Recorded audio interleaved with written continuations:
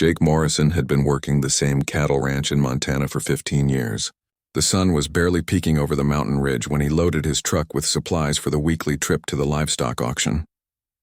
His weathered hands gripped the steering wheel as he drove down the dusty road, thinking about the cattle prices and which animals might be worth bidding on. The auction house was already buzzing with activity when Jake arrived. Ranchers, farmers, and dealers filled the wooden bleachers, their voices mixing with the sound of cattle moving through the holding pens. Jake had seen it all before: the good deals, the overpriced stock, and sometimes the heartbreaking sight of animals that clearly didn't belong there. He was scanning the lot numbers in his catalog when something caught his eye in the holding pen nearest to the auction ring.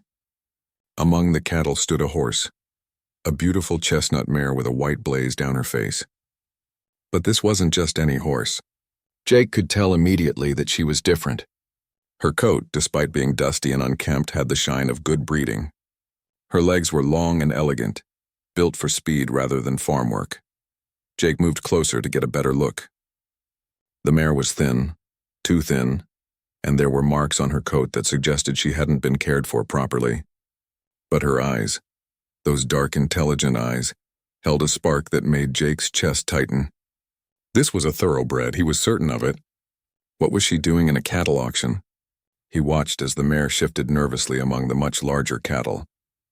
She was clearly out of place and frightened. The other animals pressed against her, and she had nowhere to go in the cramped pen. Jake noticed how she held her head high despite her circumstances, maintaining a dignity that spoke of better days. "Excuse me," Jake called to one of the auction workers. "What's the story with that horse in pen 12? The worker, a young man with straw in his hair, glanced over. "Oh, her? Came in with a batch from the Henderson place. Old man Henderson died last month and his nephew is liquidating everything. Guess he doesn't know much about horses." Jake felt his jaw clench.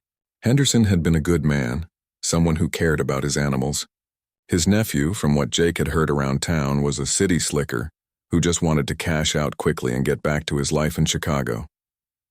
"She's lot 47, the worker continued, "going up after the cattle. Probably end up at the meatpacking plant if nobody wants her for riding." The words hit Jake like a punch to the gut.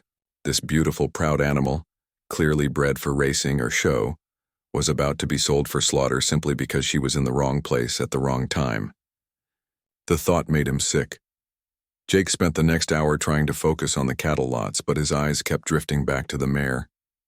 She had managed to find a corner of the pen where she could press against the fence, away from the jostling cattle. Every few minutes she would lift her head and look around as if searching for someone she recognized. During a break in the cattle sales, Jake walked over to the pen. As he approached, the mare's ears pricked forward. She moved toward him, stretching her neck over the fence rail. When Jake held out his hand, she sniffed it carefully, then allowed him to stroke her soft muzzle. "Hey there, beautiful," he murmured. "What's your story?" The mare pushed against his hand, clearly starved for gentle human contact. Jake could feel the bones of her face too prominently. She needed good feed and care. But underneath the neglect, he could see the quality. This horse had good conformation, strong legs, and the kind of presence that spoke of expensive bloodlines. "You don't belong here, do you?" Jake continued, running his hand along her neck. The mare stood perfectly still, seeming to drink in the kindness of his touch. Jake looked around and spotted Henderson's nephew near the office building.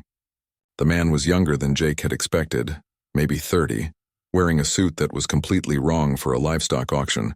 His shoes were already caked with mud, and he looked uncomfortable and out of place. Jake made his way over. "You're Henderson's nephew, right?" "I'm Jake Morrison." "I knew your uncle." The man looked relieved to see a friendly face. "Yes, I'm David Henderson. This whole thing is overwhelming. I had no idea Uncle Robert had so much livestock." "That horse in pen 12, Jake said carefully. "She's not really livestock. She's a riding horse, probably worth quite a bit to the right buyer." David's face lit up. "Really? The auction house said they'd take everything together. I just wanted to get it all sorted quickly." Jake felt a surge of anger at the auction house for not bothering to properly categorize the animals, but he kept his voice level. "She's going to go for meat prices if she stays in that lot. A horse like that deserves better." "What would you suggest?" David asked, genuinely wanting to do right but clearly out of his depth. Before Jake could answer, the auctioneer's voice boomed over the loudspeaker. Lot 47, folks. One mare, approximately 8 years old. What am I bid? Jake's heart raced as he saw the mare being led into the auction ring. She pranced nervously, her hooves echoing on the concrete floor. The bright lights confused her, and the crowd noise made her ears swivel constantly. Do I hear $50? The auctioneer called. Jake's blood ran cold. $50. For a horse that was probably worth thousands, the meat buyers would start their bidding low, hoping to get her cheap. A hand went up from the section where the processing plant buyers usually sat. Jake recognized the man, someone who bought horses regularly for slaughter. $50 bid, now 60, now 60. The auctioneer chanted. Jake looked at the mare in the ring. She had stopped prancing and was standing very still, as if she understood that her fate was being decided. Her head was high, her ears forward, and despite everything, she looked like the noble animal she was born to be. The bidding continued slowly. $70, $80. The numbers were insulting for such a beautiful creature. Jake could see in the mare's eyes the same intelligence and spirit that had first caught his attention. This wasn't just about saving a horse, it was about saving something precious and irreplaceable. $100, called the meat buyer. Jake's hands clenched into fists. He had come to the auction to buy cattle for his ranch, not to rescue horses. He had a budget, responsibilities, and a practical approach to his business. But looking at that mare, seeing her dignity in the face of such an uncertain future, he knew he couldn't just stand by and watch. The auctioneer was scanning the crowd. $100 bid. Do I hear 110? Jake's mind raced. He thought about his bank account, his ranch expenses, and the practical voice in his head telling him to stay out of it. But stronger than all of that was the image of this beautiful horse ending up somewhere she didn't deserve to be. Jake's heart pounded as the auctioneer continued his chant. The mare stood in the center of the ring, her coat gleaming under the harsh fluorescent lights despite her thin condition. She had gone completely still, as if sensing the gravity of the moment. Going once at $100, the auctioneer called out, his gavel raised. That's when Jake saw something that made his decision for him. The mare turned her head toward the crowd, and for just a moment her eyes met his. In that instant he saw not just fear, but a kind of resigned acceptance that broke his heart. This horse had once known love and care, and now she was facing the worst possible fate with quiet dignity. No way in hell, Jake muttered under his breath, then raised his hand high. $200. The auctioneer's eyes lit up. $200 bid. Now I've got some action. Do I hear $250? The meat buyer looked annoyed but nodded. $250, Jake didn't hesitate. $300. A murmur went through the crowd. This was more excitement than the horse lots usually generated. People began to pay attention, sensing a real bidding war was about to unfold. The mare's ears swiveled toward Jake's voice. She took a step in his direction, as if recognizing him as the man who had been kind to her in the pen. $350, called the meat buyer, his voice sharper now. Jake's practical side screamed at him to stop. $350 was already more than he had planned to spend on anything today, and he still needed to buy cattle. But looking at the mare, seeing the hope that seemed to flicker in her eyes, he couldn't back down. $500, Jake called out firmly. The crowd fell silent. $500 was serious money for a horse at a cattle auction. The meat buyer shifted in his seat, clearly calculating whether the horse was worth that much to him. David Henderson appeared at Jake's elbow. Is that the horse we were talking about? Yes, Jake said without taking his eyes off the mare. And she's about to be saved or slaughtered based on the next few minutes. David looked horrified. I had no idea. I thought all the animals would go to good homes. The meat buyer raised his hand. $550. Jake felt his stomach clench. He was already in deeper than he should be, but he couldn't stop now. $600. This is insane, someone behind him muttered. It's just a horse, just a horse. Jake wanted to turn around and explain that there was no such thing as just a horse, especially not one like this mare. Every animal deserved respect and care, but this one was special. Even in her current state, she carried herself like royalty. The meat buyer hesitated, then shook his head and sat back in his chair. He was in business to make money, and $600 was too much for one horse. $600 bid, the auctioneer called, scanning the crowd for any other bidders. Going once, going twice, Jake held his breath. The mare was still looking in his direction, as if she somehow understood that this strange man was fighting for her life. Sold. To bidder number 43 for $600. The relief that washed over Jake was immediate and overwhelming. He had done it. The mare was safe. Around him, people were already moving on to the next lot, but Jake couldn't take his eyes off the horse as she was led out of the ring. David Henderson grabbed his arm. "Thank you," he said quietly. "I'm sorry she ended up in that situation. I'll make sure the auction house knows better for next time." Jake nodded, but his mind was already racing ahead to practical concerns. He had just bought a horse he hadn't planned to buy, with money he hadn't planned to spend. He had no horse trailer with him, nowhere to immediately put her, and no idea what her temperament was really like. But first, he needed to get a closer look at his new responsibility. Jake made his way to the holding area behind the auction ring where animals were kept after being sold. The mare was in a small pen by herself, away from the cattle. When she saw him approaching, she nickered softly, the first sound he had heard her make. "Well, hello there, beautiful," Jake said, opening the gate and stepping inside. "Looks like we're stuck with each other now." The mare approached him carefully, sniffing his outstretched hand before allowing him to pet her neck. Up close, Jake could see more details that confirmed his suspicions about her breeding. Her head was refined with a slightly dished face that suggested Arabian bloodlines. Her legs were clean and straight, built for speed and endurance. Despite her poor condition, she moved with natural grace. "What's your story, girl?" Jake murmured, running his hands over her body to check for injuries. She was thin but not emaciated, and other than some minor cuts and scrapes, she seemed sound. "You've got good bones, good movement. Someone spent money on you once upon a time." The mare stood quietly for his examination, occasionally turning her head to watch him with curious eyes. She was clearly used to being handled by humans, which was a good sign. Jake's phone rang, interrupting his assessment. It was his neighbor and friend, Maria Santos, who ran the ranch adjacent to his. "Jake, I heard through the grapevine that you just bought a horse at the cattle auction. Please tell me you didn't do something crazy." Jake laughed despite himself. "Define crazy." "Oh no. What did you do?" "I bought a mare that was about to go to slaughter. $600. There was silence on the other end of the line. Then, "Jake Morrison, you soft-hearted fool. What are you going to do with a horse? You haven't had horses on your ranch in years." It was true.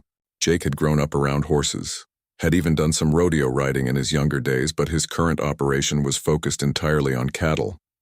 He didn't have horse fencing, horse feed, or really any of the infrastructure needed to properly care for a horse.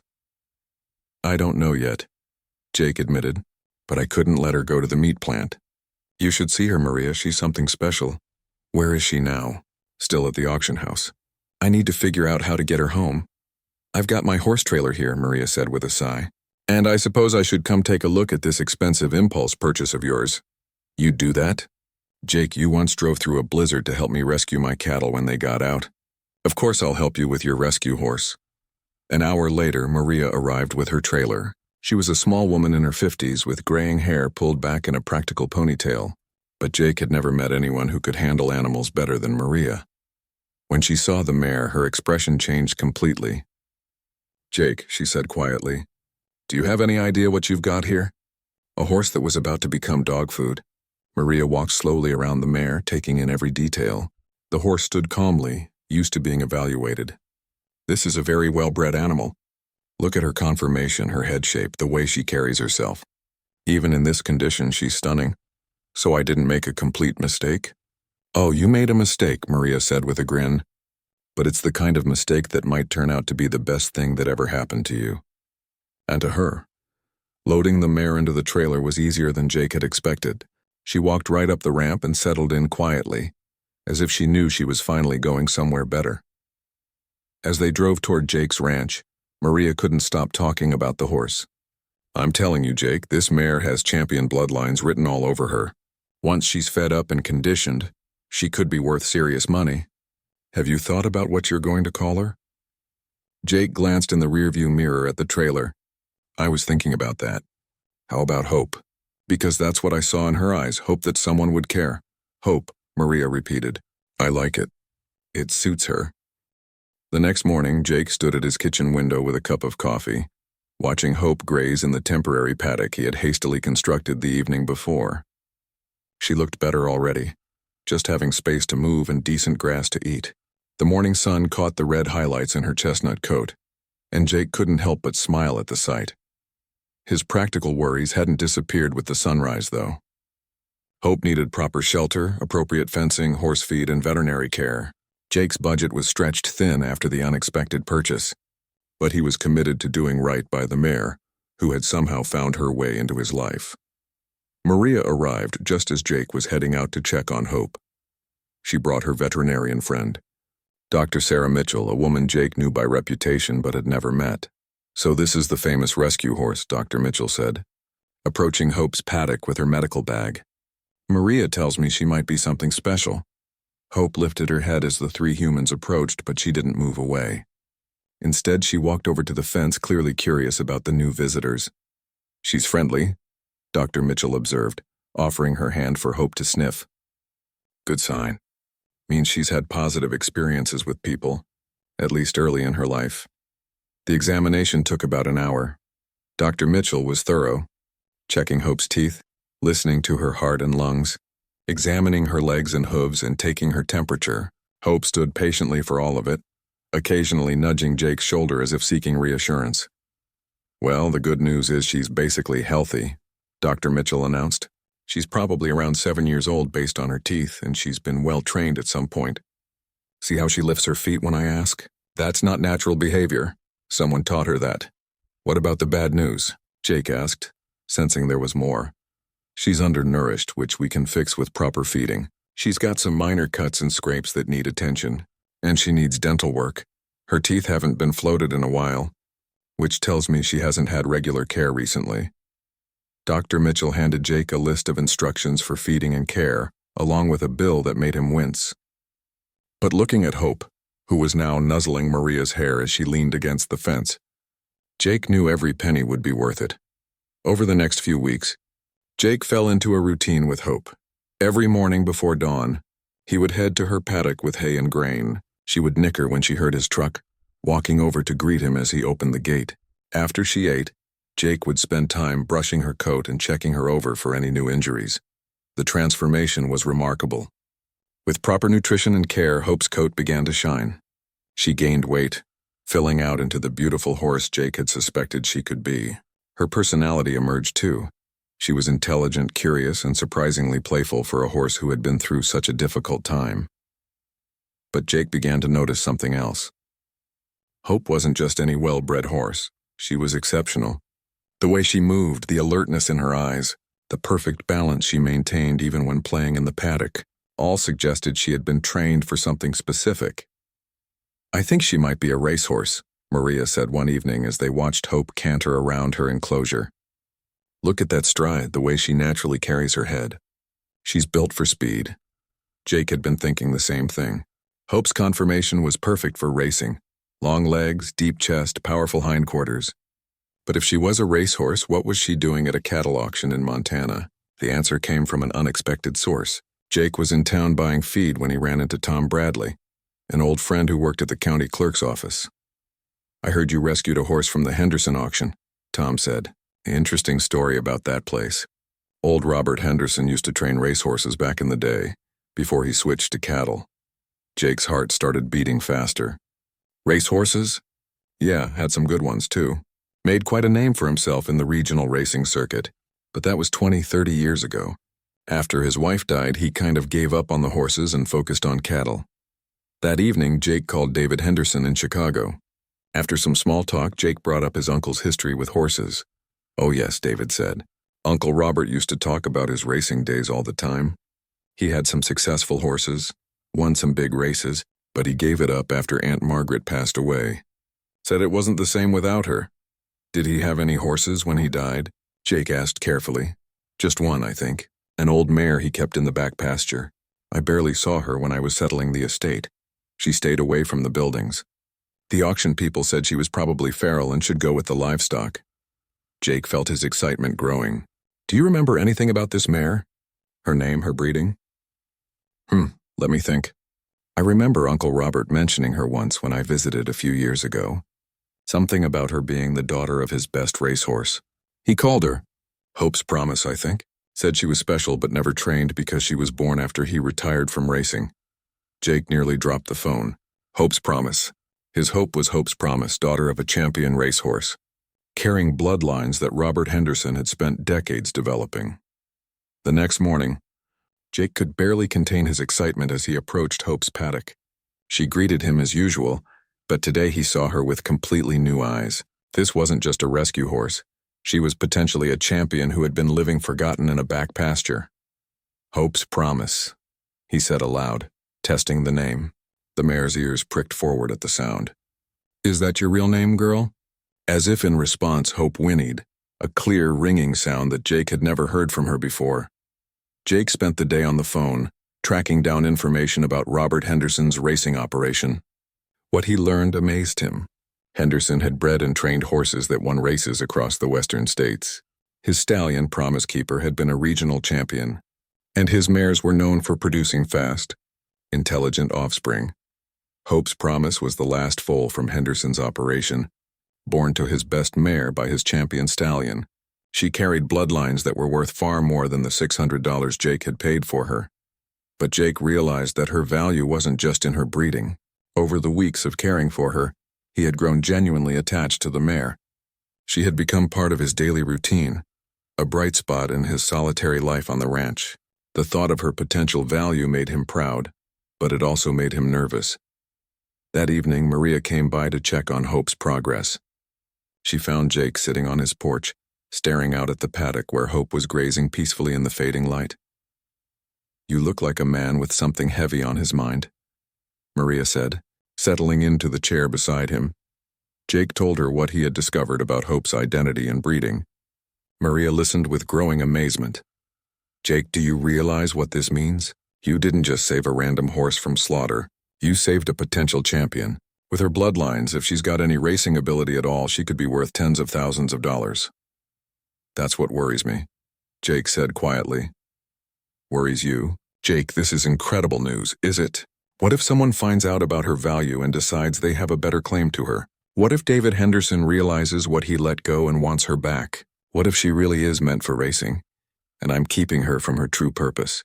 Maria was quiet for a moment, watching Hope crop grass in the gathering dusk. Jake, look at that mare. Really look at her. Does she look unhappy to you? Jake studied Hope, seeing the contentment in her posture, the peaceful way she moved around her space. No, she looks peaceful. She's been through a lot. She lost the only home she ever knew, was neglected for months, nearly ended up at a slaughter plant, and then got rescued by a stranger. But look at her now. She's healthy, she's cared for, and she trusts you completely. As if to prove Maria's point, Hope lifted her head and looked toward the porch where they sat. Seeing Jake, she walked over to the fence closest to them and nickered softly. Whatever her past was, whatever her potential might be, Maria continued, right now, she's exactly where she needs to be, with someone who saved her life and loves her enough to worry about her happiness. 3 months after the auction, Jake's life had changed in ways he never could have imagined. Hope had become more than just a horse he had rescued. She had become his companion and, in many ways, his teacher. Every morning she would be waiting at the fence when he came out with her feed, greeting him with a soft whinny that had become the best part of his day. The mare had filled out beautifully with proper care and nutrition. Her coat gleamed with health and her muscle tone had improved dramatically, but it was her spirit that amazed Jake most. Despite everything she had been through, Hope remained gentle and trusting, eager to learn and please. Jake had started working with her beyond just basic care. At first, it was simple things, leading her around the paddock, teaching her to stand quietly while he cleaned her hooves, getting her used to being brushed all over. But as Hope's trust in him grew, Jake found himself remembering skills he hadn't used in 20 years. He had grown up with horses, had learned to ride almost before he could walk. His father had been a horseman, and Jake had spent his youth breaking and training young horses for local ranchers. But when he started his cattle operation, he had put all of that behind him, focusing entirely on his new business. Now, watching Hope move around her paddock, Jake felt the old passion stirring. This mare was special, not just because of her bloodlines, but because of her intelligence and willingness to connect with humans. I think she's ready for more serious training, Maria said one afternoon as they watched Hope trot around the paddock. Her movement fluid and powerful. She's got the build of a performance horse and she's clearly smart enough to handle advanced work. Jake had been thinking the same thing, but he was hesitant. I haven't trained a horse in 20 years, Maria. What if I mess her up? You won't, Maria said confidently. It's like riding a bike, you never really forget. And besides, she trusts you completely. That's the most important thing in horse training. That weekend, Jake brought out his father's old saddle from the barn, along with bridles and other tack that had been gathering dust for decades. Hope watched with interest as he approached with the unfamiliar equipment. Easy, girl, Jake murmured, letting her sniff the saddle pad. We're going to try something new today. To Jake's amazement, Hope showed no fear of the tack. She stood calmly as he placed the pad on her back, then the saddle. When he tightened the girth, she barely moved. It was as if she remembered this routine from somewhere in her past. The bridle was equally easy. Hope opened her mouth willingly for the bit, and her ears moved forward with what Jake could only describe as anticipation. Well, I'll be damned, Jake said, stepping back to admire her. Someone definitely trained you before, didn't they, girl? Hope's response was to paw the ground gently with one hoof, a gesture that seemed to say she was ready for whatever came next. Jake led her around the paddock a few times, letting her get used to the feel of the tack. She moved beautifully, her stride long and smooth. When he asked her to halt, she stopped immediately. When he clicked his tongue for her to walk on, she responded without hesitation. She acts like she's been under saddle before, Jake told Maria, who had come over to watch the training session.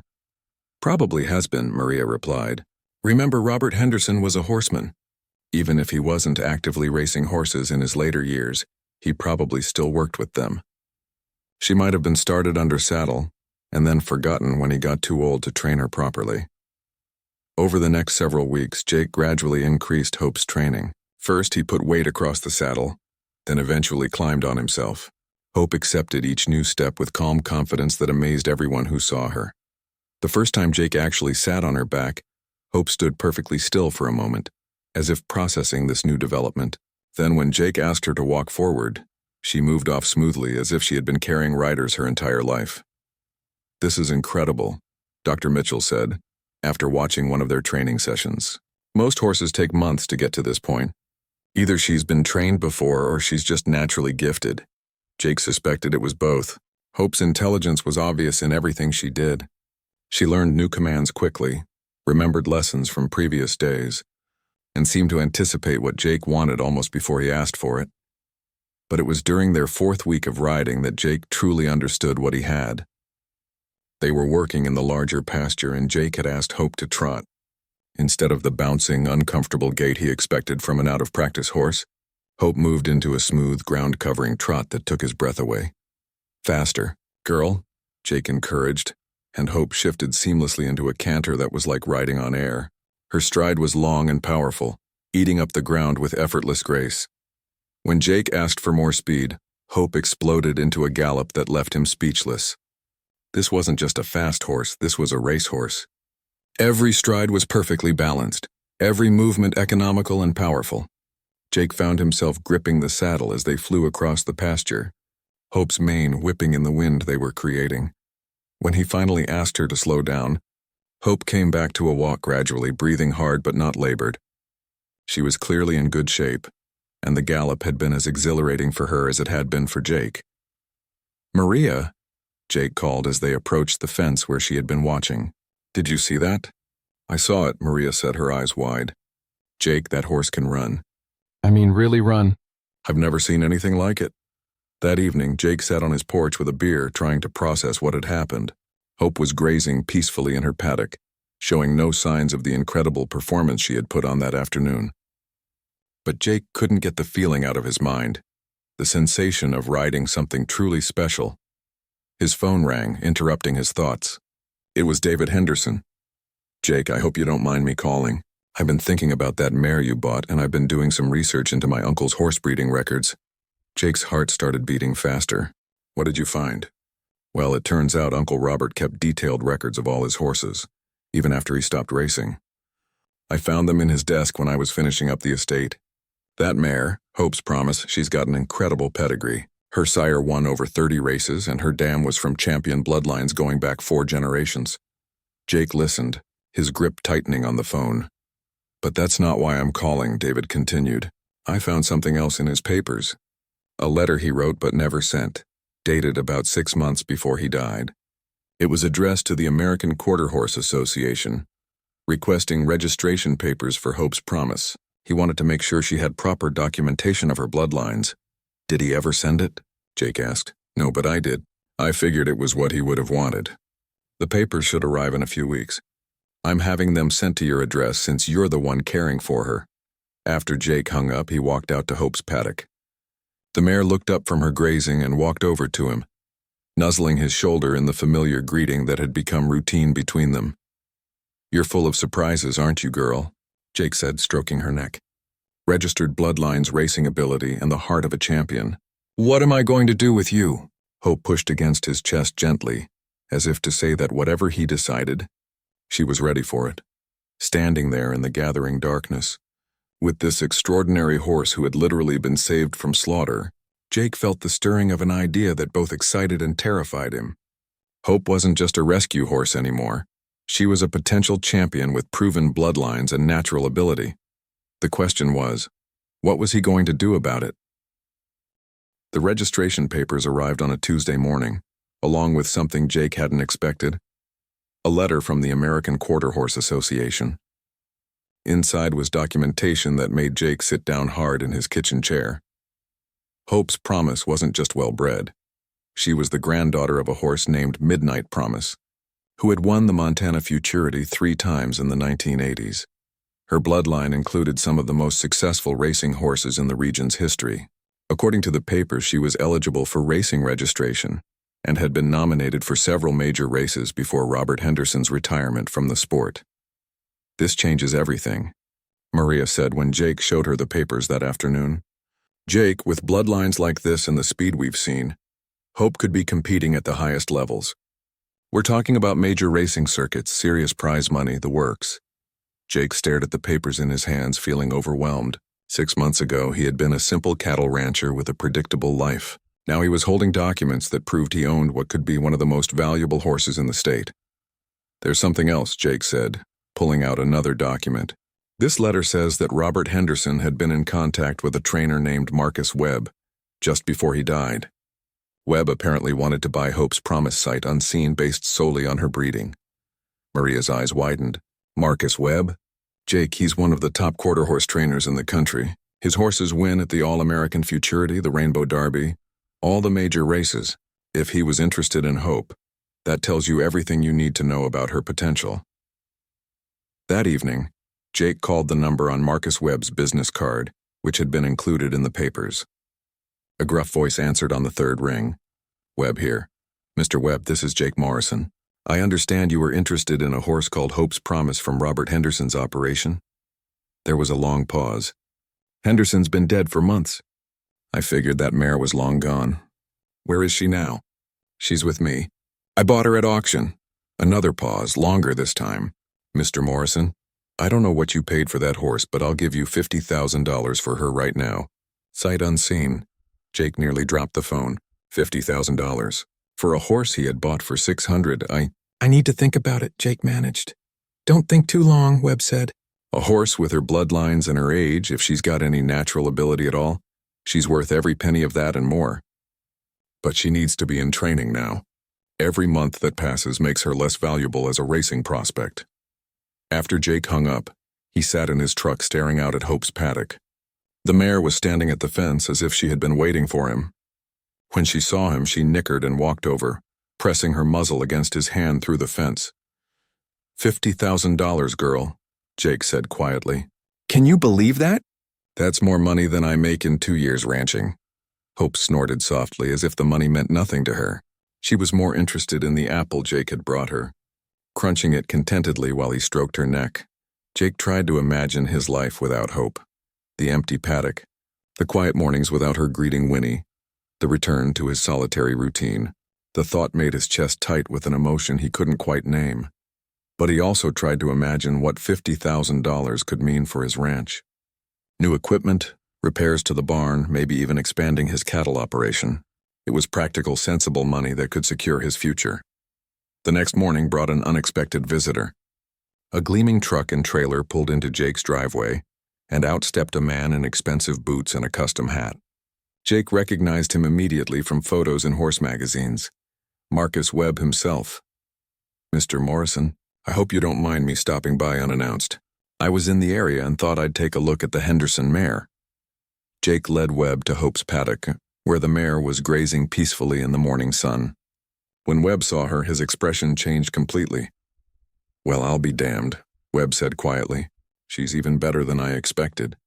Look at that conformation, that presence. She carries herself like a champion." Hope approached the fence curiously, studying the stranger with intelligent eyes. Webb made no move to touch her, just observed her movement and bearing. "Has she been under saddle?" Webb asked. "I've been working with her for the past few months," Jake said. "She takes to training like she was born for it. I'd like to see her move if you don't mind." Jake tacked up Hope and led her to the larger pasture. With Webb watching from the fence, Jake put Hope through her paces, walk, trot, canter, and finally a controlled gallop that showcased her natural speed and grace. When they finished, Webb was shaking his head in amazement. "Mr. Morrison, that horse is special. Really special. With proper training, she could be running in the biggest races in the country within a year." "What would that mean for her?" Jake asked. "It would mean a completely different life. Professional training facility, specialized diet, daily workouts, travel to tracks across the country. It's a demanding life, but for a horse with her ability, it's what she was bred for." Webb made his offer again, $50,000 cash, and Hope would be transported to his facility in Kentucky that same day. "I need some time to think," Jake said. Webb nodded, but Jake could see the impatience in his eyes. "I understand this is a big decision. But Mr. Morrison, that mare is 7 years old. In racing terms, she's already getting old. If she's going to have a career on the track, it needs to start now." After Webb left, Jake spent the afternoon riding Hope in the mountains behind his ranch. They followed old cattle trails through pine forests and across meadows carpeted with wildflowers. Hope moved with sure-footed confidence over rough terrain. Her ears pricked forward with interest at every new sight and sound. At the top of a ridge overlooking the valley, Jake dismounted and let Hope graze while he sat on a fallen log thinking. The silence was broken only by the wind in the trees and the sound of Hope cropping grass. This was where Hope seemed most at peace, not in a training facility or on a racetrack, but here in the open country, free to move and explore. Jake watched her lift her head to test the wind, her nostrils flaring as she caught interesting scents. She looked completely content, completely herself. "What do you want, girl?" Jake asked aloud. "Racing glory and prize money, or this peaceful life in the mountains?" Hope walked over to him and lowered her head, allowing him to scratch behind her ears. For a moment they stood together in comfortable silence, human and horse connected by months of shared trust and companionship. Jake thought about the phone call he needed to make to Marcus Webb. $50,000 was life-changing money. Hope's racing career could bring fame and success that would honor her bloodlines and fulfill her genetic potential. But as he looked into Hope's trusting eyes, Jake realized that some things were more valuable than money or glory. Some bonds once formed were too precious to break for any price. His decision when it came surprised even him with its clarity and certainty. Jake called Marcus Webb that evening, his hands surprisingly steady as he dialed the number. The trainer answered on the second ring, his voice eager. "Mr. Morrison, have you made a decision about the mare?" "I have," Jake said quietly. "Mr. Webb, I appreciate your offer, I really do. But Hope's promise is staying here with me." There was a long silence on the other end of the line. When Webb spoke again, his voice was sharp with disbelief. "Mr. Morrison, I don't think you understand what you're turning down. This horse could make you rich. She could be famous. You're talking about throwing away a fortune." "Maybe," Jake said, "but she's not for sale." "You're making a mistake," Webb said curtly. "That horse is wasting away on your cattle ranch. She belongs on the track." After Webb hung up, Jake sat in his kitchen feeling strangely peaceful. He had just turned down more money than he had ever seen at one time, but he felt no regret. Through the window he could see Hope in her paddock, content and beautiful in the fading light. The next morning brought a surprise visitor. David Henderson stood on Jake's porch holding a manila envelope and looking nervous. "I hope I'm not intruding," David said, "but I found something else in Uncle Robert's papers that I thought you should see." Inside the envelope were photographs, dozens of them showing Robert Henderson with various horses over the years. But the photos that caught Jake's attention showed an older Robert with a young chestnut filly that was unmistakably Hope. He loved that horse, David said quietly. Look at these pictures. Even when she was just a baby, he spent hours with her. My aunt told me once that Uncle Robert said Hope's promise reminded him of his late wife. Beautiful, spirited, but gentle. Jake studied the photos, seeing the obvious affection between the old horseman and the young mare. In every picture, Hope was close to Robert, often nuzzling his shoulder or standing calmly while he worked with her. There's something else, David continued, pulling out a handwritten letter. I found this in his desk. It's a letter he wrote to Hope's promise but never sent. I think he wrote it when he knew he was dying. Jake took the letter with trembling hands and read, My dear Hope's promise, I'm sorry I couldn't give you the life your bloodlines deserved. I always planned to train you for racing, to let you show the world what Henderson horses could do. But after Margaret died, I just didn't have the heart for competition anymore. I know you're special. I see it in the way you move, the intelligence in your eyes, the gentle way you treat the other animals. You have champion blood, but more than that, you have a champion's heart. I hope someday you'll find someone who sees in you what I see, not just a fast horse, but a companion, a friend, a once-in-a-lifetime treasure. You deserve someone who will love you for who you are, not just what you might win. Be happy, my girl. That's all this old man ever wanted for you. Robert. Jake felt his eyes burning as he finished the letter. He looked up to find David watching him with understanding. He would have been happy knowing she ended up with someone who cares about her the way you do. David said, Uncle Robert always said the best horses weren't necessarily the fastest ones. They were the ones who found the right person to love them. That afternoon, Jake saddled Hope and rode her out to his favorite spot overlooking the valley. As they crested the hill, Hope's ears pricked forward and she let out a joyful whinny. Below them, a herd of wild horses was grazing in the meadow. Hope stood perfectly still, watching the wild horses with fascination. Jake could feel her excitement, but she made no move to join them. She was content to observe, to be part of the scene while remaining connected to Jake. You could run with them if you wanted, Jake said softly. You're fast enough, strong enough, but you choose to stay with me. As if in response, Hope turned her head and nudged Jake's leg gently. The message was clear. This was where she belonged. Over the following months, Jake and Hope settled into a rhythm that brought joy to both of them. Every morning, Hope would be waiting at the fence, ready for their daily ride through the mountains. Jake had converted part of his barn into a proper stable for her, complete with a large stall and a tack room. Maria often joined them on rides, bringing her own horse. She watched the partnership between Jake and Hope with obvious pleasure. You know, Maria said one day as they rested their horses by a mountain stream, I think you made the right choice. Hope isn't just physically healthier than when you found her. She's happier. You can see it in everything she does. It was true. Hope had blossomed in ways that went beyond physical improvement. She was playful, curious, and utterly devoted to Jake. When he worked around the ranch, she would follow along the fence line, watching everything he did. When strangers visited, she would position herself protectively near Jake, alert but calm. Dr. Mitchell continued to make regular visits, always amazed by Hope's condition and temperament. I've seen a lot of rescue horses over the years, she told Jake. Most of them recover physically, but they often remain fearful or damaged emotionally. Hope is different. She's not just survived her ordeal, she's thrived. The racing world hadn't forgotten about Hope. Jake received regular calls from trainers and offers from buyers, some reaching into 6 figures. Each time, Jake politely declined. Hope was not for sale at any price. 1 year after the auction, Jake organized a small celebration. Maria came over with a special bran mash for Hope, and Dr. Mitchell stopped by with a clean bill of health. David Henderson even drove up from the city with a professional photographer to take pictures of Hope in her new life. As they stood around Hope's paddock, watching her graze peacefully in the evening light, Jake reflected on the journey that had brought them all together. You know what the funny thing is, Jake said to the group. I went to that auction to buy cattle. I had no intention of coming home with a horse, but sometimes life has different plans. The best plans, Maria added, scratching Hope behind the ears. Look at this girl. She's exactly where she's supposed to be.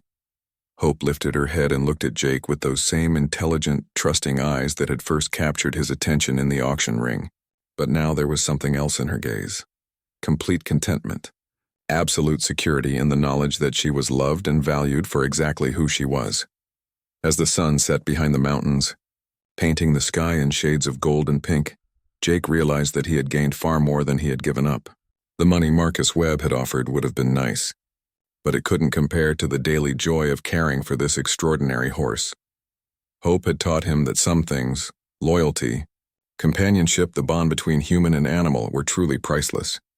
She had reminded him that success wasn't always measured in dollars or trophies, but sometimes in the simple satisfaction of doing the right thing.